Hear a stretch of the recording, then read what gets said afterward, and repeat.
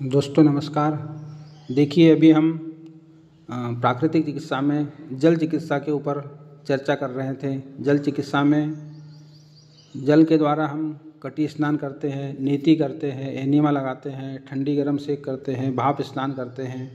तो इस तरह से जल के बहुत सारे उपयोग हैं। तो आंतों की सफाई के लिए जल का प्रयोग एनिमा द्वारा किया जाता है।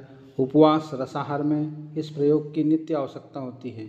फलाहार करते समय अथवा साधारण भोजन करने के दिनों में भी यदि पेट की सफाई अपने आप न हो तो इसका प्रयोग अवश्य करना चाहिए। कुछ लोग एनिमा से इसलिए डरते हैं कि वे सोचते हैं कि इसकी आदत पड़ जाएगी, लेकिन ऐसा नहीं है। आप कितने बार भी एनिमा लीजिए लेकिन इसकी कभी आदत नहीं पड़ेगी। अब हम चर्चा करेंगे वायु चिकित्सा के ऊपर। वायु यानी हवा, प्राण, ऊर्जा।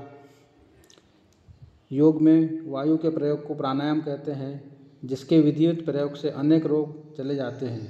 वायु के सरल प्रयोग से होने वाले लाभ पर दृष्टि न रखना बहुत बड़ी भूल है, पर इसका अच्छा प्रयोग स्वच्छ वायु में ही होता है।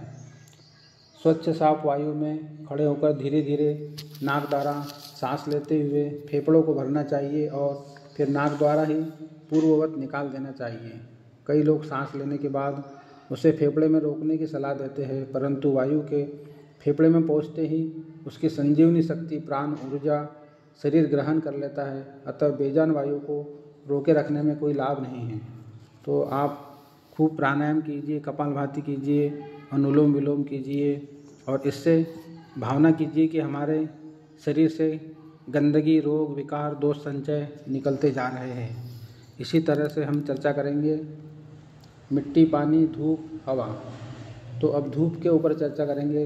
लुई कूने रोमकूपों को खोलकर पसीना लाने के लिए भाप स्नान पर बहुत जोर दिया करते हैं, पर हमारे देश में लगभग साल भर धूप से यह काम बहुत मज़े से हो सकता है। इसके अलावा धूप की संजीवनी शक्ति का अपना प्रभाव है।